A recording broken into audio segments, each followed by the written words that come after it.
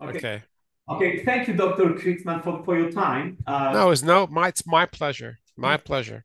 For me, I'm so curious because we could talk about the perspective on autism from this gastroenterological gut perspective on autism, and it's very important. You have a lot of expertise, so I have some questions, and I would like to ask you. So, how it happened that gastroenterologists, not neurologists, not psychiatrists, treats autistic patients because autism is not gastroenterological disease, or maybe it is gastroenterological disease. Right. Um, and that's actually a few questions put together, but they're all related.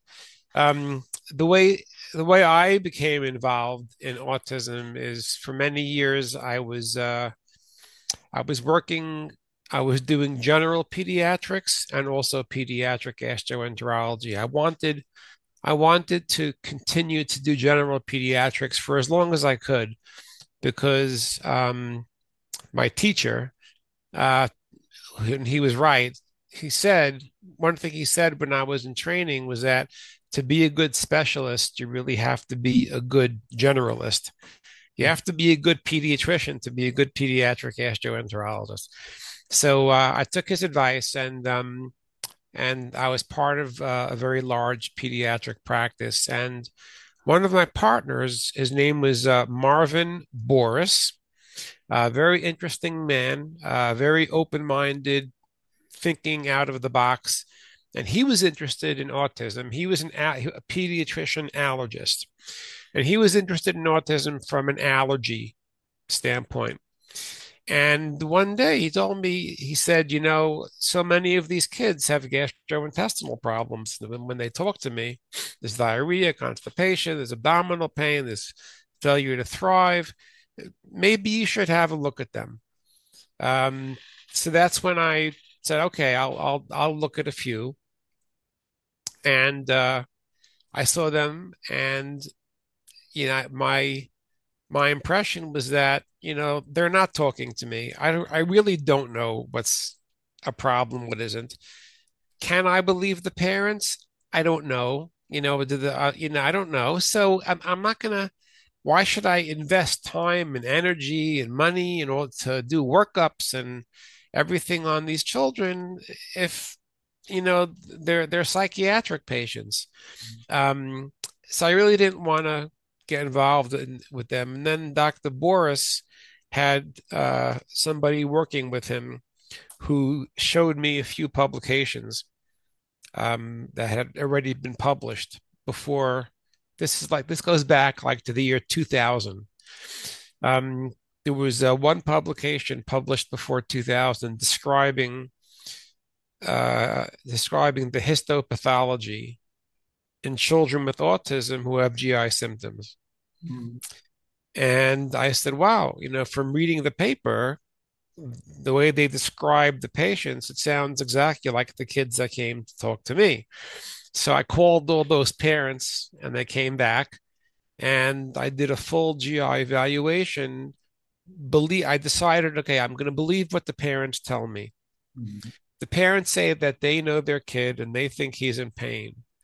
Mm. Then he's in pain. And if they telling me about stools that sound strange and smell strange, I'm going to believe them, and I'm going to do a workup as if that were truth. And usually that ended up with the first with non-invasive testing, blood tests, stool tests, and ultimately an endoscopy. And on the endoscopies, the pathologists, and this was like 70% of the colonic biopsies showed a lymphocytic infiltration in the lamina propria Mm. of the colon. 70% colitis. That's an exceptionally high number. And also there was also prominent lymphoid hyperplasia. And this is exactly what they described in this paper that I had seen. So I said, maybe something is here. And I began seeing patients. And then within 2 months, people started flying in from all over the United States, and that's not normal. You don't fly in from to see a doctor, maybe with a brain, a specialized brain tumor or an unusual disease, but these kids are coming with GI complaints. Why are they flying in? So that's when I realized that there's no one who's interested in this, and there's something was there, and that's how I got involved in it. Mhm. Uh, and autism is very complex disease. Like everybody said, it's complex because there are so many things, going on, so many different mechanisms and pathologies. But is there anything which is like a common for like majority? I don't know, maybe if not for 100%, but for majority of the patient. This, inflammation, gut inflammation, you mentioned it's like a 70%. But can you have a conclusion that there is pathology which is like common for every autistic person? Gastrointestinal pathology Um, in general. I don't know. I mean, I think what you're asking is there a biomarker of some type Yes. that if it's positive, that means it has.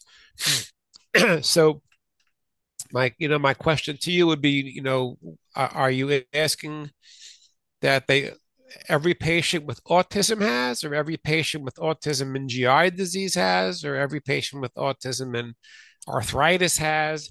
Because there's mitochondrial disease, there's autoimmune thyroid disease, there's autoimmune skin diseases.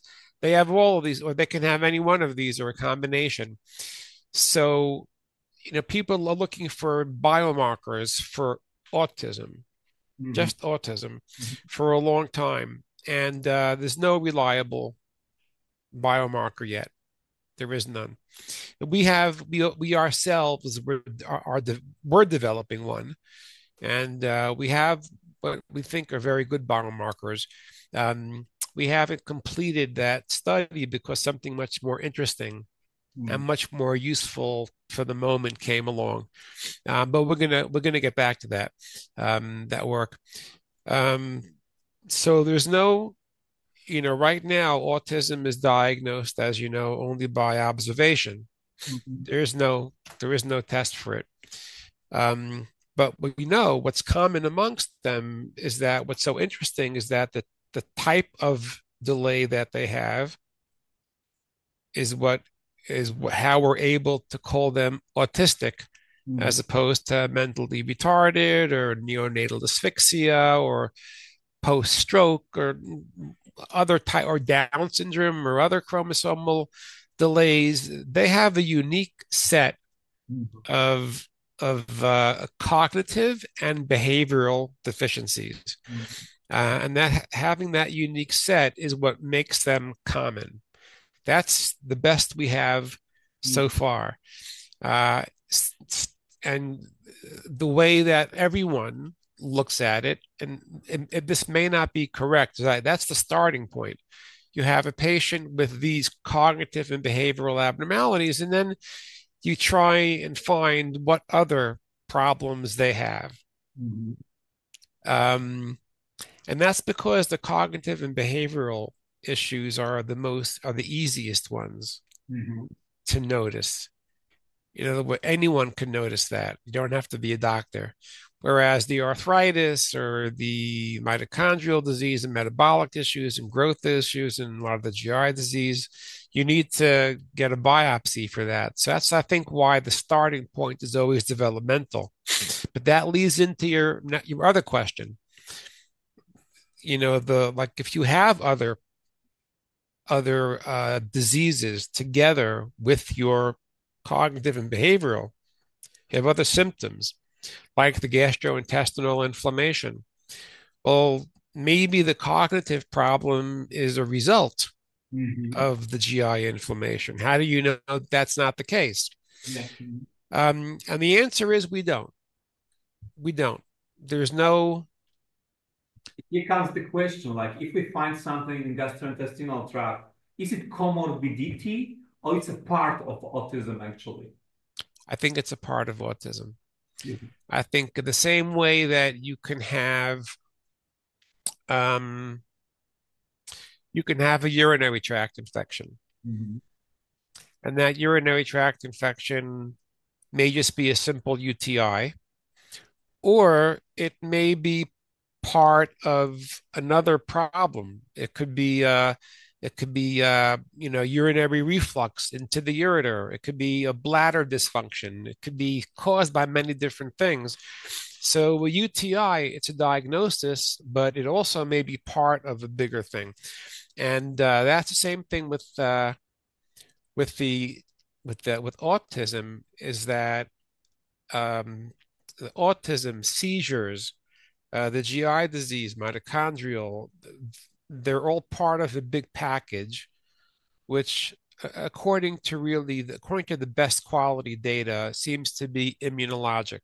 Mhm. So the most common finding you'll find when you screen children with autism are immunologic findings, different, not all the same.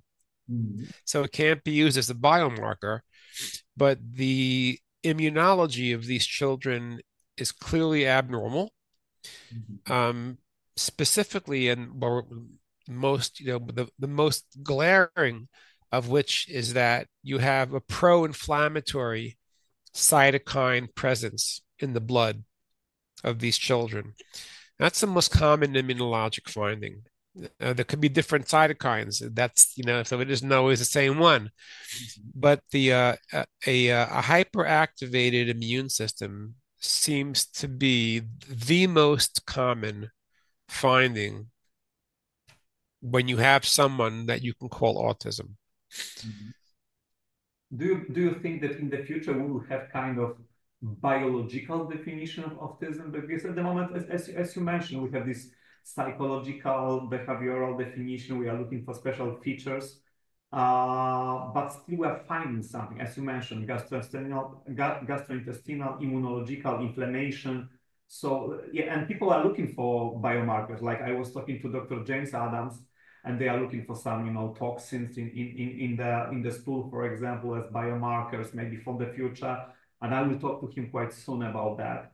But do you believe that we will have biological definition of autism?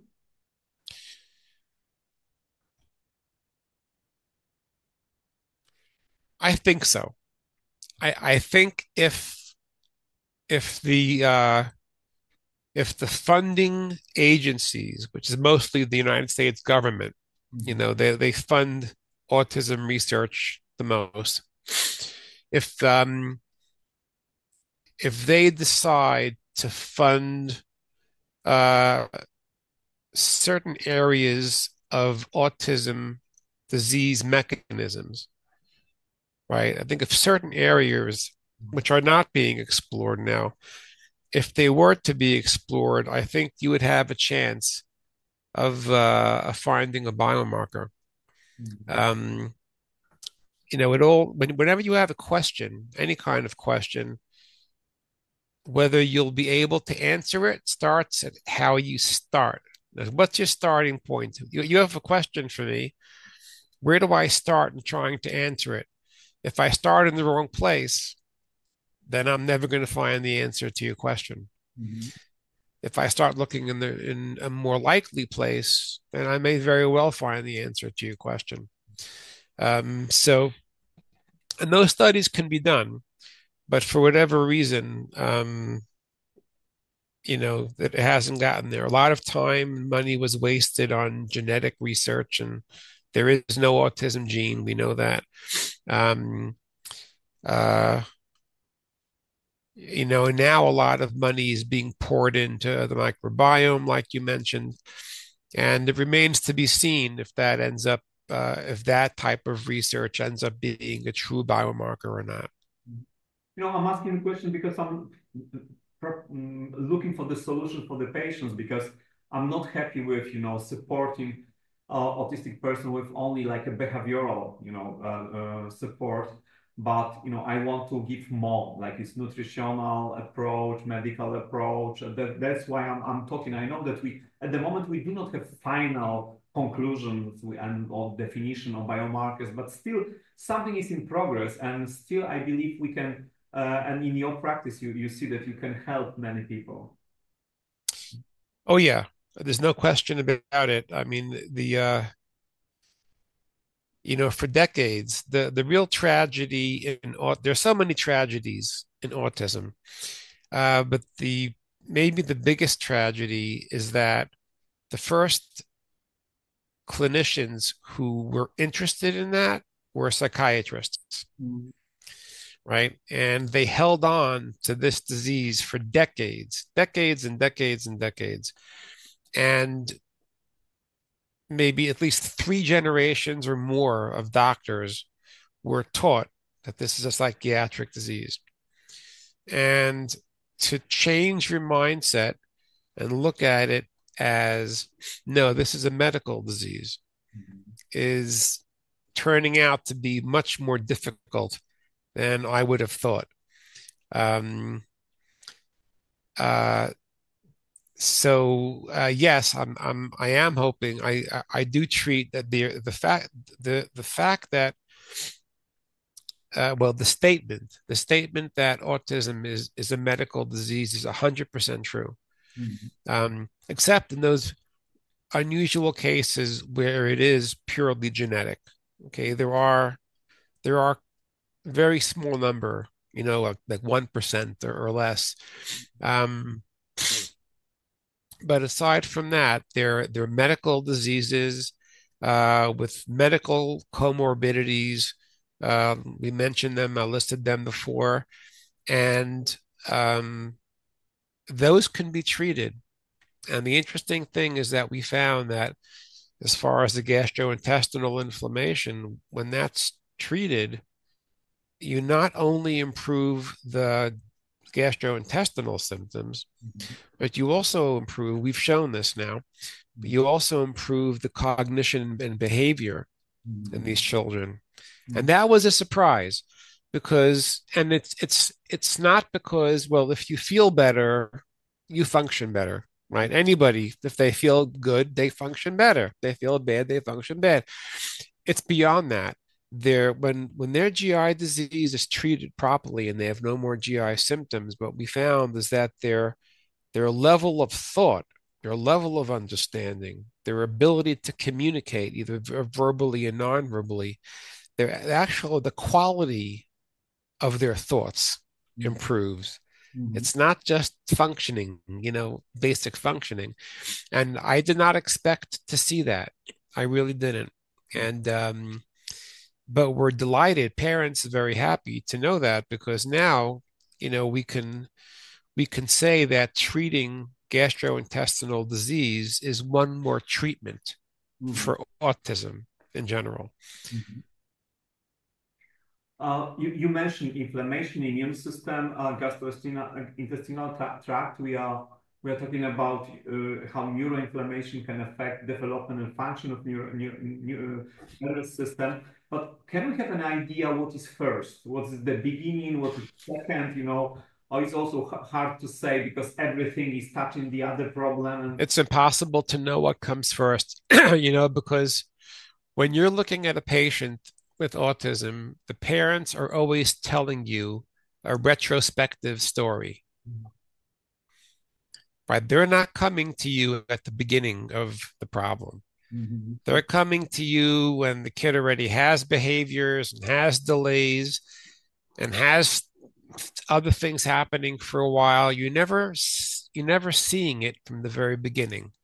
It isn't like, someone comes with a sore throat and they come to the doctor the next day and he sees that does a culture, it's negative, and then the next day the kid has fever, you look at his throat again, and now there's pus there. So you can see a development of a disease. With autism, as clinicians, we're always hearing the story that happened. Oh, it began 3 years ago. It began 2 years ago. So it's hard to figure out what comes first.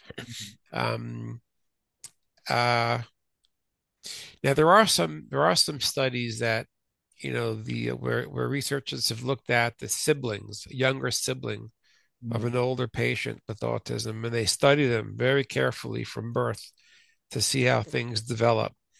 And even amongst those studies, there's no clear road as to how some patients take different roads, but they end up having autism. That was as far as symptom appearance. Does the OCD come before the anxiety? Does the GI symptoms come before the development of developmental delays or only afterwards? It's still not, even when you look at them carefully, it's still not clear. Mm-hmm. So it's a hard question to answer, but it's an important question to answer. Sorry that my questions are maybe theoretical, but I really want to know your thoughts, your ideas, because like we are talking and we are kind of building some structures, some ideas. Like when I'm thinking about gastrointestinal tract, gut actually is the biggest organ of contact with external world. So actually gut is like eye or hearing, like an organ of contact of our brain. And we have, this gut-brain axis. And somebody says that it is like a highway, that there are 9 line upwards and only 1 downwards. So it seems like if we ask the question, who is in charge, the brain or gut, it maybe seems that gut is really in charge of governing our brain. So can you explore maybe this topic of connection? Like, what do you think about that? Um, People have looked at it, right? And people have published on it, and there's still nothing has clarity. The papers that are published on that are mostly theoretical and hypotheses. And I'm not aware of any publication that has shown with good quality data that either one of those two is true. So you asked me what my opinion is, right? What do I think? Okay, so knowing there is no fact yet that we know of, my opinion is that because the most common denominator in the various comorbidities is immunologic, that makes me strongly suspect that the first problem that these kids have is an immune one. Meaning I do believe that these kids are born, the vast majority are born normal, and then something happens to their immune system, and they start becoming abnormal. That's the whole idea of regression. Where you lose milestones you previously had. Some patients will say they didn't lose milestones, they just gained them really, really slowly. So even that, it's all the clinical presentations that we normally use as clues, they're not reliable. But when you look at their blood testing and even the kinds of diseases they have, the frequency of autoimmune diseases, comorbidities is so high. The arthritis, the thyroiditis, the psoriasis, the food intolerances, these are all immunologic. And that makes me think that the primary disorder is immunologic, which is why I personally think that I'm personally most excited about the idea of a successful stem cell transplant. There's all kinds of mixed data, and it's certainly not a guarantee, and the success rate is not as good as we would like it to be. But the idea of stem cells is ultimately a replacement of the immune system. And that idea is one that I think is going to get us the furthest in treating them. Okay, it's important for me. Thank you. I want to go back to one of your publication or your research. I think you have used this phrase enterocolitis autistica, like this. Is it something different comparing to different enterocolitis? Is enterocolitis autistica different comparing to the inflammation with the other diseases? The other diseases of the intestine? Yes, yeah. Yeah, so it is. Just like celiac disease is inflammation from a certain type, and you look at it, it's a certain type, certain location. Also, there are different types of inflammation. You can get an enterovirus, a viral transient viral infection, and that's a certain type of inflammation. Rotavirus, you can get infections like Clostridia, which looks a certain way. So the inflammation is different in different gastrointestinal diseases. The inflammation of the intestine in autism is different from all of those. Mm-hmm. It's different when you look at it through the scope. It's different when you look at it under a microscope. And it's different when you look at it at capsule endoscopy with the small intestine. So it is unique, and it's only seen, as far as we know, it's only been described in children who have autism. Mm-hmm. And that's what makes, it doesn't prove, but it's a strong argument that the two are related, that having the specific cognitive and developmental delays is related to this specific and unique intestinal inflammation. Mm-hmm. So what's the difference on microscopic level? I'm sorry, I'm not, pathologist, so I will not look myself, but I'm curious. That's okay. So that was published back in, I think it was 2003, 2004. Mm-hmm. So this is not new information, and this is old information, really. It's just for some reason, it just hasn't caught on. Again, part of it is because of the idea that it's psychiatric, but there are other reasons also. The types of cells, the subpopulation of lymphocytes are unique in this disease. The presence and location of certain types of complement is unique in this disease. And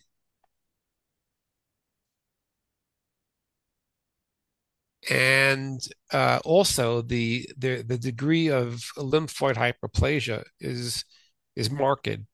It's huge. Okay, so when the intestine, you're going to have some areas that have enlarged lymph nodes because, like you said before, it has the most lymphoid follicles of any organ of the body, and when it encounters something foreign, the outside world, you're going to have some mild increase. So, having some degree of lymphoid hyperplasia is normal. But when you put a scope in, if you're an experienced endoscopist, and you look at the size of these lymph nodes, it's striking. It's striking. And so I did some work years ago, did some research to try. Has anyone ever tried to define how big is acceptable, normal, right? Normal response by a healthy immune system, and how big is an abnormal response by a diseased immune? And there is none. There is no data, but so all you do is, when it comes to the lymphoid hyperplasia part of it is, experience. You put the scope in and you say, this is way not normal. And but it's a very important clue, because that means, again, that the immune system is abnormal. It's being triggered and triggered and triggered and triggered, and it's not turning off. Okay, but it sounds really as a potential biomarker for the future. If there are some characteristic features, maybe in the future it's going to be part of a list of some biomarkers. So that's work that we've done. We published a paper in 2013, and 2016, Mhm. two papers that dealt with some of them. It was RNA transcripts Mhm. um, in different bowel inflammatory diseases. And that's part of the biomarkers. But yes, you're right. The fact that we know that it's different Mhm. than other diseases does make me pretty confident that with the proper amount of funding and manpower, we can find Mhm. that biomarker. Okay, another question I have actually is I'm curious about your everyday practice because I'm clinician. I have seen today few autistic patients. I will see them like tomorrow, maybe after weekend. So I like science, but when I'm looking at some publication, I'm thinking how to translate it into like everyday language, what I'm doing with my patient. That's the question. So my question is, for example, you see for the first time a new patient with diagnosis of autism. So what you do with that patient? What kind of diagnostic tests? What therapies or treatments they are in your mind? How it look from this point of view, this mentality point of view? Okay, so those patients are not the ones that come to me. Mhm. The patients that come to me are patients who already have an established diagnosis and there are GI problems that they're having. And they've usually been to one or two gastroenterologists before me who haven't been able to help them. And then they hear about me or they're told about me. And then at first they go locally, to whoever their doctor sends them to. And then if there are no results, no improvement, then they start doing their own research. And that's the ones who I see. So they all have GI problems. Um, so it isn't that I'm taking an autistic kid and trying to see what I can do for them. They're coming to me for the specific problem of gastroenterology. And that's what I treat. Mhm. Okay, that's what I treat. It turns out, right, after 20 years, we learned that treating the gastrointestinal inflammation also treats their autism, but that's not the reason they come to me, and that certainly isn't even my goal at this point. My goal is to diagnose and then treat whatever GI issues they're coming in with. Mhm. So it's not, I can't really answer your question. Now, if you were to ask me if they come to me with autism and a GI problem, how do I go about evaluating them? Mhm. Right. So that's a very interesting question. I spent a lot of time on that. Okay. Um, and it come because they don't communicate for the most part. For the most part, they can't communicate, right? So the uh, the strongest tool that a clinician has when you meet a patient is you say, "What's wrong with you?" Mhm. And they tell you what's wrong, and then from there you know what to do, right? That's the very first step Mhm. is to get the history, right? I haven't got that tool. We haven't got the patient's ability. So it's all the parents interpreting. So the very first thing is to try and pull apart what the parents have actually observed and what they think. Mhm. Okay. So, I am interested in what they think, but I'm more interested in what they see with their eyes Mhm. because what I learned, and the point of this is going to answer your question, is that GI symptoms, right? Symptoms are something that the patient themselves says that you wouldn't know unless they say so. Whereas a sign is something that I can see in you. I can see that you're distended. I can see that you're jaundiced, right? Those are signs. Symptoms is pain, Mhm. right? Um, and I had no way of knowing what the symptoms were because they weren't communicated. So what we learned was that GI symptoms are very, very often, if not always, they become behaviors. When you have pain, when you have reflux, right, or when you feel nauseous, Mm. okay, or when you're constipated for 3 days and you feel so sick from it, right? But you can't say any of this. What happens is your behavior worsens, various behaviors. It could be aggression, it could be violence, it could be self-injury, it could be an increase in OCD, it could be an increase in anxiety, it could be so many different behaviors. And what I learned over the years is there are certain behaviors that you see that most likely reflect gastrointestinal disease and others that are less likely, Mm. right? So the kid who is banging their head every day and they never did that before, right? That turns out not to be a common manifestation of GI disease, but aggression, attacking you, that's a very common indication of GI disease in particular.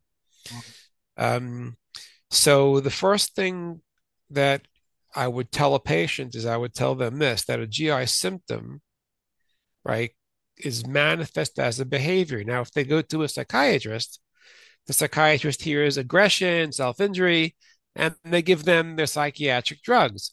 But this is the reason why that's not the right thing to do. It's because when you have extremes of behavior, it's usually because there's something medical Mm. going on. And I that's the first, that was a theory that I had. And then as new techniques for communication became available, like you've heard of spellers and spelling to communicate, and those are different things, but the child can point to a board and actually write, and they write beautiful sentences. So the thoughts are there at a high level. Mm. And I would ask those patients then, okay, when I gave you that medicine, right?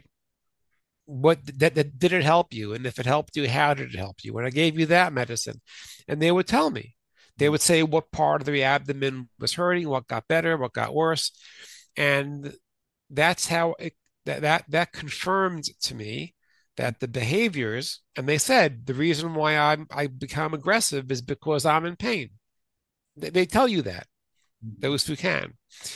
So that's the very first thing, is to realize that behaviors are very often a manifestation of a gastrointestinal condition. Now, it's not specific to inflammation of the intestine. It could be reflux. The Mm. child could be refluxing, and the pain of the acid esophagitis can cause them to have the same type of behavior as an enterocolitis. That's when you have to start putting together other symptoms, diarrhea, right? Fevers, elevated Mm. inflammatory markers. You know, you have to start using both your laboratory values and the story, but the history has to be very specific.